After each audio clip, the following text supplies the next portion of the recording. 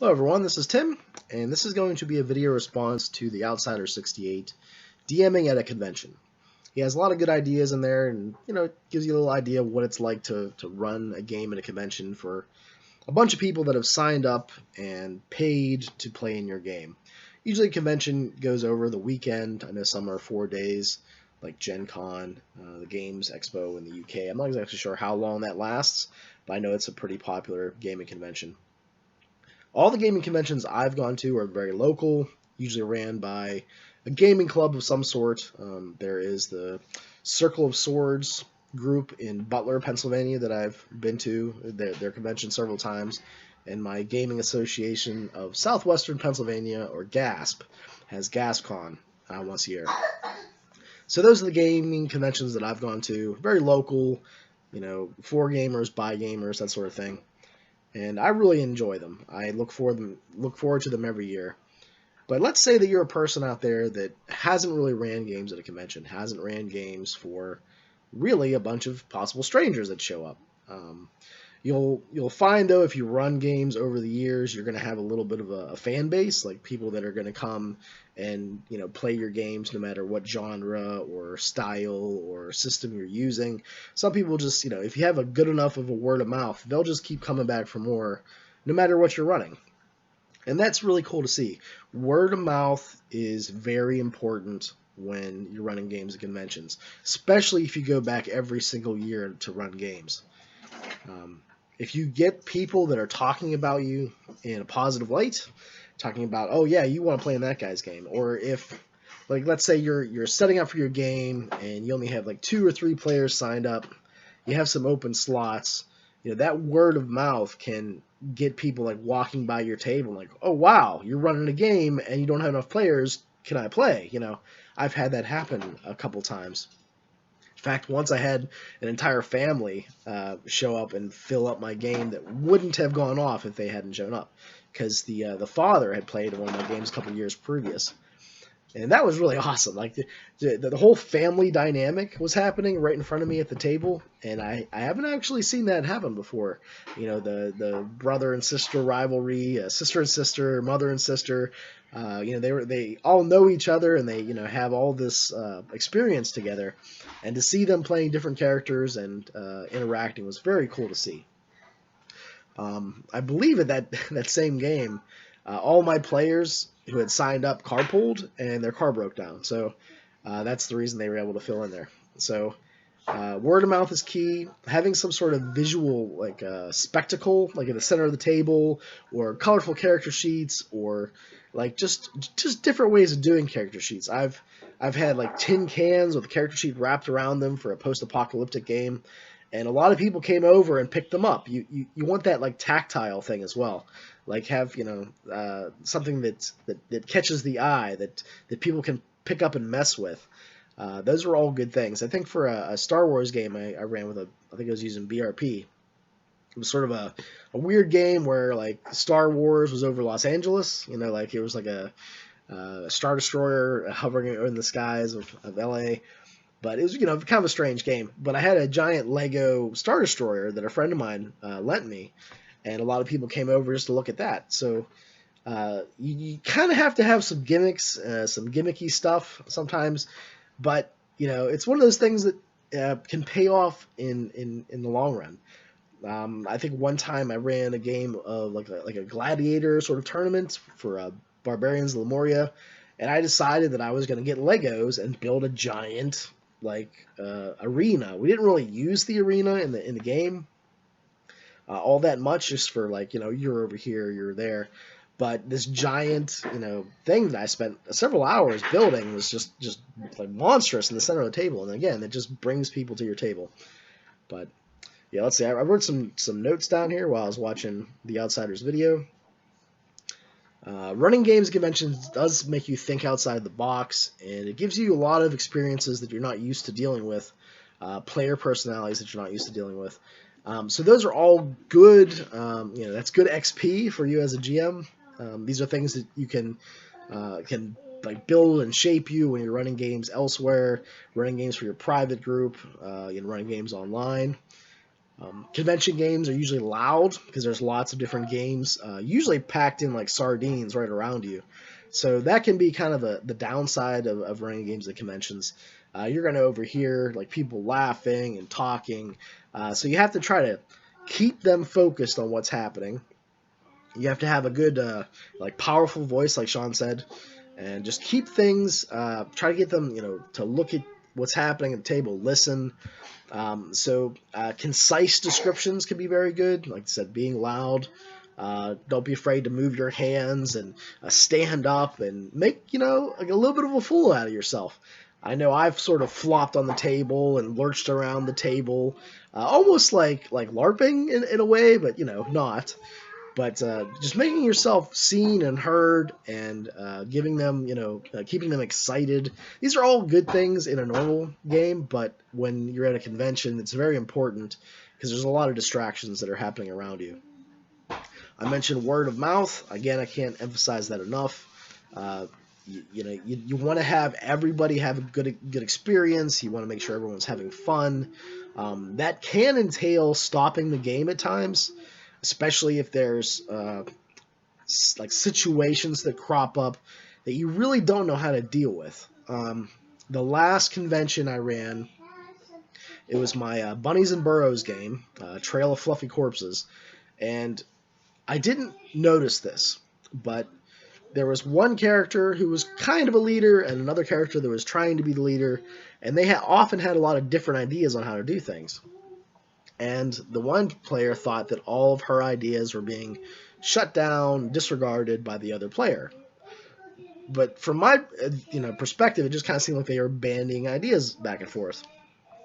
Well, about halfway through the game, she broke down crying. And honestly, I had never really seen that in a game, like in a private game, in a public game. And then she didn't leave the table or excuse herself to, so I stopped the game. And I just wanted to make sure that she was okay. At first, I thought maybe something like personal had happened because she'd been checking her cell phone every once in a while. I thought maybe she got bad news, but I learned it was that her personality and his personality sort of clashed, and she thought that she wasn't, like, her ideas weren't worthwhile. And then I talked to the other player who said, "I'm just throwing ideas out. I didn't realize that she, it was, she was taking it so badly, and that she didn't like that sort of back and forth." So it was kind of awkward after that, but again, it was sort of a building experience for me. I realized that these things can happen at the table, and it's usually best to stop the game, have everyone take a break, sort stuff out, and then try to move on with the game.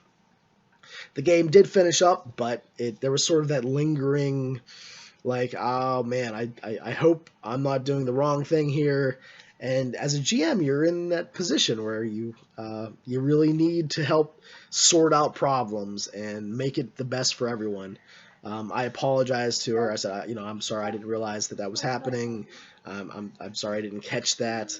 And she was, she really appreciated me trying to take time out to make sure she was all right and try to just make sure that she had a good time. So something to think about. What else we got on here?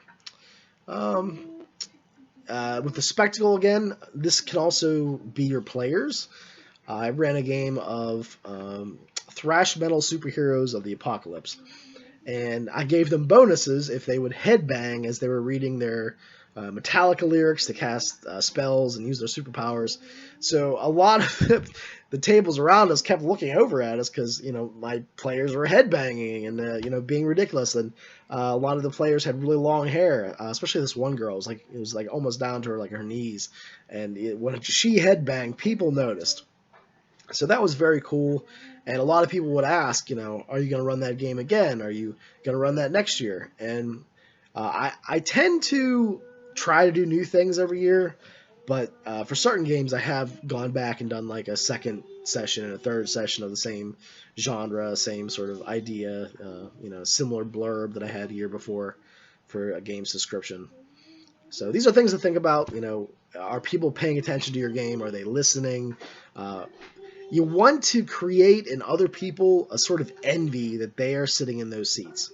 If you can get that, that builds on that word of mouth thing, and next year they're going to be like, So, what's this person going to be running next year? I want to make sure that I sign up for those games, at least the ones that are interesting to them. Like, I have some players that will only play the White Wolf games that I run, or they'll only play like the OSR, fantasy, like Lamentations of the Flame Princess and Labyrinth Lord and stuff like that. So, people have different interests, and you need to look at the schedule too. Here's another important part. Every year at my local convention, I'll look on the schedule and see what games are represented, what genres are represented, and then I try to fill in the gaps. If there's no OSR games, I try to run those. If there's no White Wolf games, I'll run those. If there's no like indie games or story games, I'll try to run those. Though we have games on demand, which has been pretty good for the convention lately, where they'll run just about anything. But I like to have it on the schedule. I like to just have something that people can sign up for ahead of time. So it also helps to be flexible in what games you can run. The more games you can run, the different games you can run, the better. Those games that are dusty and sitting on your shelf, convention can be a great excuse to pick them off, learn them, knock the dust off of them, and run those for the people at the convention. Some people might say that it's best, and it probably is, to run those games for a private group of friends before you run it for a public venue. But I have ran it, like games like that just for strangers, right? Cold. Like I've never ran them before. I just make sure I go over the rules a bunch. I take notes. I highlight the crap out of my books sometimes, and I'm good to go. Because if I don't run them at conventions, I'm probably not going to get a chance to run them. So that's what I've done. Sorry for my son in the background, but yeah, he's having fun. He's playing some Play-Doh. So don't be afraid to run new games, try things out, and don't be too disheartened if the games that you try to run don't get enough players. I've had that happen too. You have to take risks, and sometimes those risks are good payoffs, and sometimes they're not. Let's see here. Another suggestion is have pre-generated characters. Don't have the players make new characters. I know for a private game that's sort of the default, but at a convention, people really want to play. They're paying to play for an entire weekend. They don't want to make characters for 2 of the 4 hours that they're playing. They want to sit down. If you have like a rules light system and you can make characters in under 10 minutes, that's cool. That's fine. Like I did that with Barbarians of Lemuria a bunch of times. But yeah, I would never do that with like Rollmaster or like Harp or any of these like intricate very crunchy games. I wouldn't do that. So keep that in mind. I think running games at conventions makes you more flexible. It will throw new curveballs at you that you've never experienced. Again, like that crying incident. I've been running games at my convention for like 14 years, I think. And I had never seen that before. So you're going to be exposed to new things and new problems, and you're going to have to think on your feet and improvise. And, sometimes you're going to have to take breaks for different reasons. Like, use the excuse of I need to get some food, or I need to get a drink, or I need to go to the bathroom, or if you're a smoker, I need to go take a smoke break. And think about how you're going to deal with those things if you get stumped. Don't be afraid to do that. So, dealing with different personalities of players, you're going to probably find people, good and bad, that you've never really dealt with before. Like, wow, I've never seen a player like this. That's kind of cool. It's kind of exciting. Or, I've never seen a player like this. Oh my goodness, how on earth am I going to run this game for 3 more hours without like punching this guy in the throat? So, having some patience and being able to like calm yourself down if you get stressed out, all these things will happen at conventions. So, yeah, throw yourself in the frying pan, see what happens. If it's a bad experience, don't let that stop you from doing it in the next year. Learn from your mistakes. And I don't know if it's just because I'm an older player, older GM, who did things before the advent of the internet, where you have all this free information that's out there. We learned by screwing up, trial and error, mostly error. So don't be afraid to get back into that. Don't be afraid to make mistakes and take risks and see where it takes you. See what you learn. See how you are as a person. Learn about yourself. Learn about the things that crop up in your head and the emotions that fill you when you're running a game for some of these people. It it can be very eye-opening. You're like, wow, I got really angry when that guy did that, or I needed to take a break to calm down because that person really got under my skin. Whatever it is, I suggest trying to run games at conventions and seeing how it goes for you. I would love to hear if you've never gone to a convention and maybe like a year from now you get to run stuff at a local convention or go to Gen Con, and see how it goes for you. I would love to hear new experiences that you have based on where you went and how many games you ran. I tend to be kind of a nut. Like, I'm kind of known as like an Iron Man around here, where I'll literally try to run games in every single slot that I can. Now that I'm older and I have kids and it's harder to do prep work, I try not to run games in the midnight slots just because I need sleep. And if I don't get enough sleep, running games is very hard for me. I think probably because I do a lot of improvisation and I need to just be well rested and have enough food in me. But yeah, try to eat healthy too. That's one more thing. If you're eating junk food for 3 days in a row, it's really going to start to affect you physically. So try to have some healthier stuff. That can be hard if there's only like fast food joints and junk food available. So just bring healthier stuff with you. Have like a cooler or pack your own lunch, that sort of thing.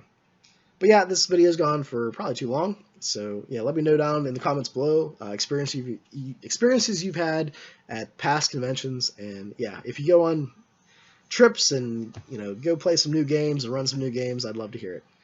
All right, thanks everybody. I will talk to you later.